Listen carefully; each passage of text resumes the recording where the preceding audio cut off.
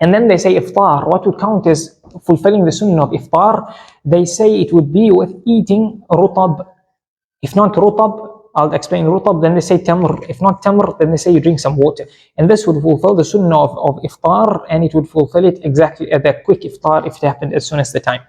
But one more thing before that, and that is that they say Salatul Maghrib iftar should be done before Salatul Maghrib. It's reported from Anas radiallahu anhu that that's what Rasulullah sallallahu alayhi wasallam did. So they say you have in the sequence that I mentioned, rutab, tamr, and then water.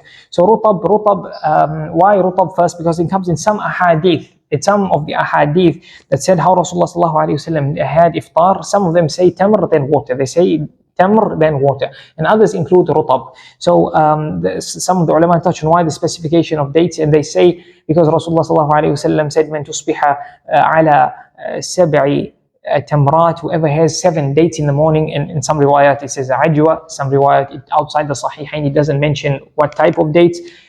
Then he won't be affected with poison or magic on that day. So that's because it has barakah. So some of the ahadith, if they are authentic, some of the narrations say that tamr is barakah, and then date is a higher level of tamr, so it would have more barakah. And others say the reason for rutab is because it's kind of sweet, so it's as if it's like some sweet thing you are eating. So they say it's kind of optimism that iftar is coming. You're not limiting yourself. You're having this kind of, others say that the rutab is like a fakihah. It's like something of luxury to eat.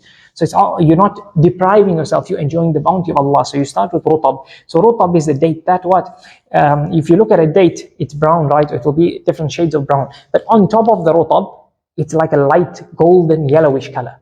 So some of it is golden, and the rest of it is brown. That is rutab. That is rutab. And then if the whole thing is brown, then the tatmir has completed, and this would be tamr. Tamr we translate as dates usually.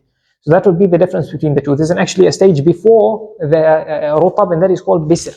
Bisr is where the full thing is like golden color. It's a bit, some of those types, they're a bit hard, those kind of dates. So that's rutab is then more of a ripe stage, and then completely ripe is the tamr.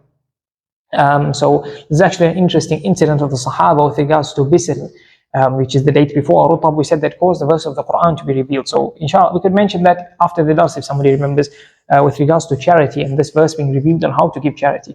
But we don't mention it now because the time is actually going actually. So then the last thing is water. If you don't have any of those two, you have water, and that water, some of the ulama also say to have water that has sweetness in it, like juice for example, because Rasulullah sallallahu alaihi wasallam loved something that was cold and sweet. So that would also be kind of called water. So therefore that would be counting as well in getting the reward of suhoor. So even Sheikh al-Maqarri al-Maghribi, one of the ulama of Morocco, he actually has a few verses of poetry where he says, فطور التمر سنة رسول الله سنة ينال الأجر عبد يحلي منه سنة.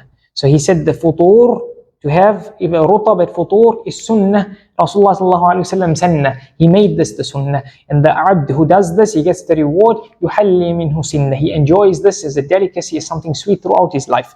So that's just something interesting.